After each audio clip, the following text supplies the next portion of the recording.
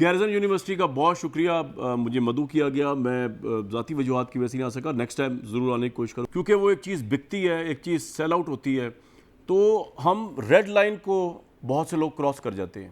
ایک red line ہوتی ہے جو ملک کی نیشنل انٹرسٹ پہ ہوتی ہے، ملک کی دفاع پہ ہوتی ہے، اس کو ہولڈ کر رہے ہوتے ہیں ملک کے دفاعی ادارے۔ اگر آپ اپنے یوٹیوب کو، اپنے سوشل میڈیا کو بیچنے کے لیے اس حد تک چلے جائیں، اتنا سٹوپ لو کر جائیں کہ آپ اس کے اوپر بھی شروع ہو جائیں، کیونکہ آبویسلی وہ ایک ڈفرینٹ پرسپیکٹو نظر آ رہا ہے، لوگوں کو بڑا ایک چورن نظر آ رہا ہے جس کو کھانا ہر ایک کو شوق ہوتا ہے، اور اس سے آپ کی ویورشپ بڑھ رہی ہے، آپ کو ڈالرز، اس کا کنٹینٹ کا میرٹ جو نیچے گرا ہے، گوسپنگ، فیبریکیشن، کیجولٹی آف ٹروتھ۔ ایک جرنلسٹ جو ہوتا ہے وہ نیوٹرل ہوتا ہے چیزوں کو جج کرنے کے لیے، فیکٹس کو جج کرنے کے لیے، لیکن ونس ہی اور شی ججز دوز فیکٹس کہ یہ فیکٹس کیا ہے، تو پھر اس کو نیوٹرلٹی نہیں رکھنی ہوتی، اس کو ان فیکٹس کے ساتھ کھڑے ہونا ہوتا ہے، اس کو اپنی خواہش کا غلام نہیں ہونا ہوتا، اس کو کسی ایجنڈے کا غلام بھی نہیں ہونا ہوتا، اس کو اپنی ذاتی پسند ناپسند کا غلام بھی نہیں ہونا ہوتا، اس کو کسی پولیٹیکل پارٹی کسی اور کا بھی غلام نہیں ہونا ہوتا،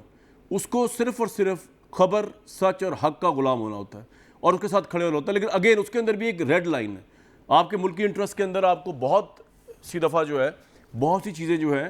ان کو پینا پڑتا ہے، اور آپ کہتے ہیں جی میں تو جرنلسٹ ہوں، میں تو ہر لیول پہ جو ہے وہ کروں گا۔ ہم نے جب انٹرنیشنل ریلیشنز پڑھا پاکستان میں، تو میں نے پڑھایا ہے، انگلینڈ میں جا کے پڑھا میں نے،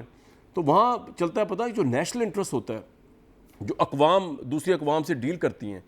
ان میں ایک اے مورل اپروچ بھی تو اپنائی جاتی ہے، لیکن اس میں سب سے امپورٹنٹ اپروچ یہ ہوتی ہے کہ آپ کا جو نیشنل انٹرسٹ ہے وہ سب سے بڑا ہائیسٹ مورل گول ہے،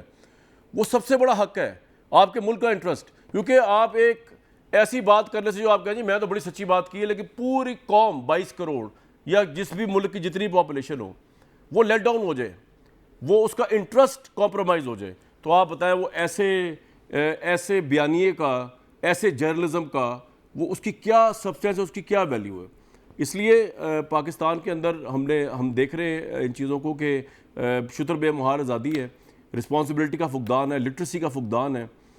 جو چیزیں تھڑوں پہ بکنی چاہیے وہ اب جو ہیں وہ یوٹیوب پہ، سوشل میڈیا پہ بک رہی ہیں۔ مین سٹریم میڈیا جو ہے پھر بھی اس کے مقابلے میں بہت رسپانسبل ہے، کیونکہ وہاں جو لوگ بیٹھ کے انالیسس کر رہے ہوتے ہیں، خواہ میں ہوں یا کوئی اور ہیں، ان کے چہرے بھی نظر آ رہے ہیں اور ان کی رسپانسبلٹی بھی نظر آ رہی ہے۔ سوشل میڈیا میں تو نہ کوئی چیک ہے، نہ کوئی کنٹینٹ چیک کر سکتا ہے، نہ کوئی ایڈٹ کر سکتا ہے، نہ کوئی ایڈیٹوریل کنٹرول ہے، آپ خود ہی جو ہے وہ بیانیہ بنا رہے ہیں، آپ خود ہی جج ہیں، آپ خود ہی اس کو ایکسیکیوٹ کر رہے ہیں، آپ خود ہی سچ ہیں۔ تو